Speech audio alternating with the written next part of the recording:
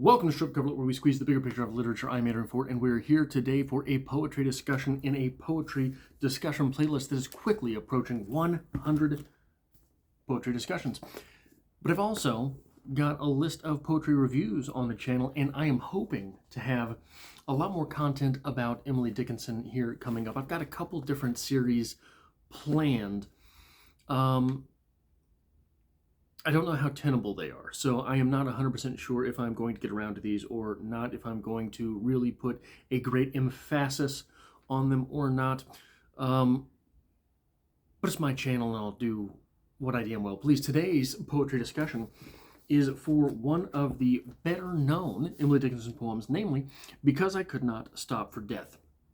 Because I Could Not Stop for Death reads as such: Because I could not stop for death, he kindly stopped for me. The carriage held but just ourselves and immortality. We slowly drove, he knew no haste, and I had put away my labor and my leisure too, for his civility. We passed the school where children strove at recess in the ring. We passed the fields of gazing grain. We passed the setting sun. Or rather, he passed us. The dews drew quivering and chill, for only gossamer my gown, my tippet only tulle. We paused before a house that seemed a swelling of the ground. The roof was scarcely visible, the cornice in the ground.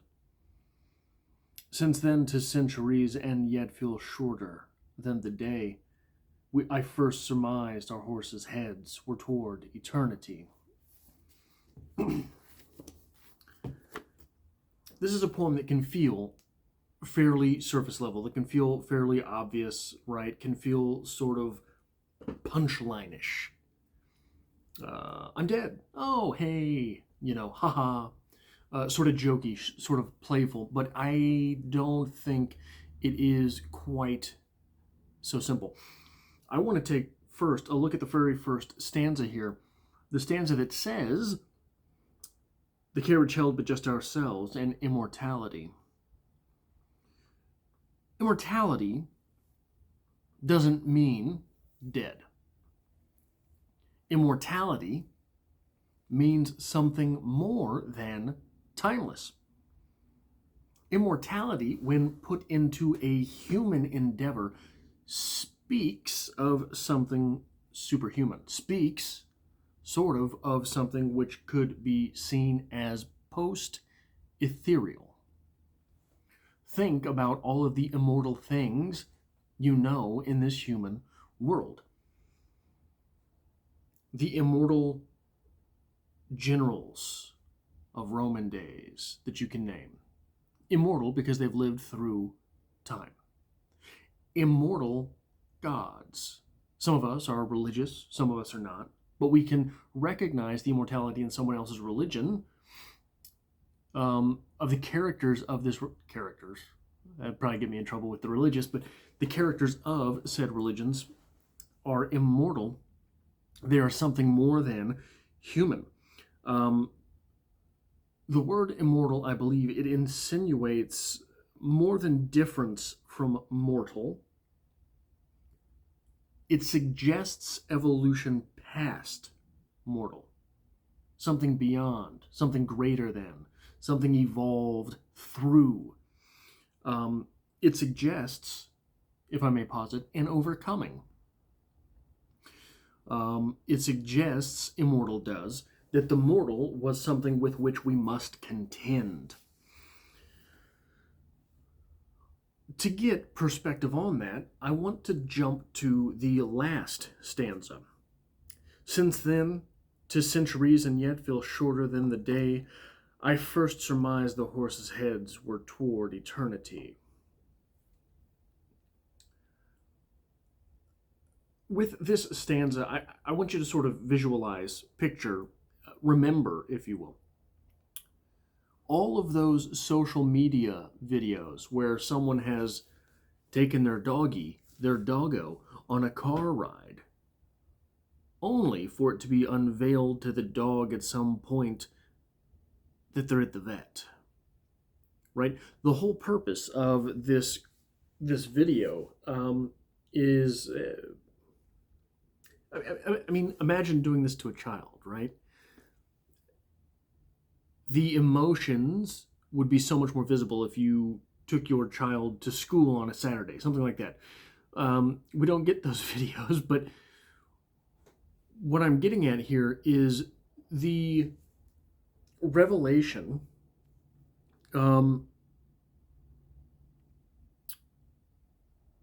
the revelation of the dog being at the vet is one where the dog is bemoaning the fact that they are at the vet, right? Starts howling, no, I don't want to go to the vet, refuses to get out of the car. These things, that's the purpose. That's the whole purpose of those videos, is this flip of emotion. Our speaker here is in very much the same predicament. Our speaker here is in the carriage with death when she realizes, oh, we're at the vet, we're at school, we're dead, right? That is, and by the way, I first surmised how passive a way to say, I first surmised, this is a very passive way to say, holy shit, I realized. But how do we get from this idea of overcoming the mortal to this very passive realization that we're dead? In the fifth stanza, or rather, he passed us, speaking of the sun, the dews drew quivering and chill, for only gossamer my gown, my tippet only tulle. That's the revelation that led to our speaker's acceptance. Oh, no. That's not it. I jumped.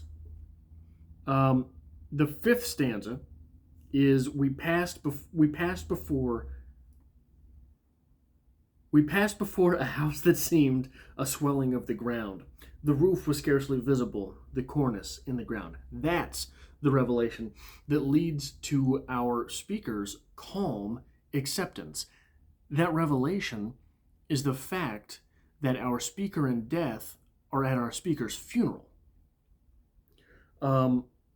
which is accepted in so calm a manner because of the revelation that happens in the fourth stanza, or rather he passed us, the dews drew quivering and still, for only gossamer my gown, my tippet only tulle.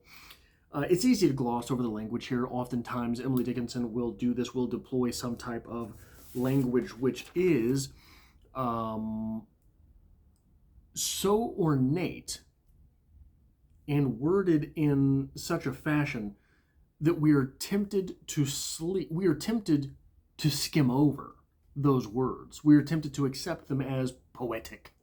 When what's going on here, gossamer. If you were to Google gossamer, this is what you would see. The definition: a fine, filmy substance consisting of cobwebs spun by small spiders. First off, Google, chef's kiss on that definition extremely poetic. A fine, filmy substance consisting of cobwebs spun by small spiders. My gossamer, or for only gossamer, my gown. The gown that I'm wearing is just cobwebs. My tippet only tulle. A tippet is a scarf. A tulle is the sort of like a veil worn either at a wedding or at a funeral. In this fourth stanza, our speaker realizes that she is clothed in quite macabre fashion. Then realizes she is indeed at her own funeral with death. So to reflect back, just through my pen, to reflect back on that initial idea of overcoming, what's that doing? What's in that? Overcoming what? I think for that, we have to look back at the second stanza. We slowly drove, he knew no haste, and I had put away my labor and my leisure too for his civility. This individual or speaker, she is carrying with her the idea of her labor and her leisure. This seems to me like a person who has lived life in its proper compartments. Here it is Sunday morning. We go to church on Sunday morning. From noon to 2:30, we're at church. After that, we will make lunch. We will make lunch to be eaten at 3, supper, I suppose. We will retire for the evening at sunset. Monday begins the work week. During the work week, we work from 8 to 5. We come home, we make the dinner, we eat the dinner. This speaker is someone who has become so consumed by rigmarole and schedule that she forgot to live. Because remember, back in that first stanza, she could not stop for death. Because I could not stop for death. Because I was too busy in the rigmarole, in the scheduling, in the work. So my leisure, scheduling leisure, the idea of someone's hobbies having to be scheduled, right? Maybe not even hobbies, the leisure time, sitting down, having social time, things like that. The speaker here has lived all of these things so precisely probably by societal expectations that they have become too busy to live. And I think, so sort of to zoom out and think about this poem a little bit more generally, it seems to me our speaker is communicating the danger of mindsets. So bad ideas are all right. Bad ideas allow us to experiment and to learn and experience what might be good ideas, right? Do I want to go get a degree in English literature? It's a bad idea. It's a bad idea. But when you do it, you are forced at the end to take the good ideas from it, if there are any. Probably not, but you did that. You were stupid, and you got an English literature degree. I'm talking about no one in particular, myself. And I think that a bad idea is a learning experience. Bad mindsets are dangerous. For example, I've got this English degree. This English degree is worthless. I'm not going to do anything with it. I'm going to, instead of working, I'm going to sit back and live off the fat of the land. I'm going to be unemployed or whatever, just decide to completely exist within myself and blame everyone else. Blaming everyone else is a mindset. That's a dangerous thing. Bad ideas are like using the wrong tool for a job. I am going to hang a picture, but I'm going to pick the wrong tool. I'm going to try to hang a picture with a screwdriver. You'll get there. Eventually, you'll get there. It's a bad idea. That bad idea, going through with that and hanging a picture with a screwdriver, is going to teach you the importance of a hammer. Having that bad idea gives you an appreciation for the hammer. Having a bad mindset is like bringing the wrong tool bag. Try hanging a picture with a microphone. It's not going to work for the picture or the microphone. So what I think is going on in this poem is that our speaker is conceding that life will feel so toilsome if you accept these things, these societal standards, if you accept these ideas of we have to schedule when to work, schedule when to play, schedule when to be who in our own lives. if you accept these things, life will prove so toilsome that death is a promotion. I think more or less that's what's going on here, or at least one of the things that's going on here, or at least one of the things that can be interpreted as going on here. So if you like this sort of thing, it really helps me out if you hit the like button on this. If you are here but you are not for some reason subscribed, consider hitting that subscribe button.